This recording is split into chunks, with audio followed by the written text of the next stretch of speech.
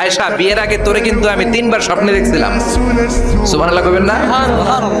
বড্ড খুশি হয়ে গেলেন আয়েশা। এরপরে বললেন 3 বার স্বপ্ন দেখার পরে তোমার ব্যাপারে মনের মধ্যে কেমন কেমন যেন ভালো লাগে। তারপরে একটা ছোট্ট কাগজের মধ্যে, জান্নাতি কাগজ, রেশমি কাপড়ের মধ্যে তোমার চেহারাটা এনে জিব্রাইল বললেন, দেখেন নবী কেমন লাগে। আমি কইলাম ভালো লাগে। কার মেয়ে? আপনার বন্ধু আবু বকরের মেয়ে। বিয়ে করবেন নাকি? বিষ্ণুই বললেন, ও জিব্রাইল, তুমি যদি ঘটক হও, আল্লাহ যদি হয় কাজী, আমি মুহাম্মদ বিয়েতে রাজি। সুবহানাল্লাহ পড়েন। বিয়ে হয়ে গেল, কিন্তু ঘরে দামি ফার্নিচার নাই, টাকা পয়সাও তেমন নাই, কিন্তু আছে খালি সুখ। আছে কি?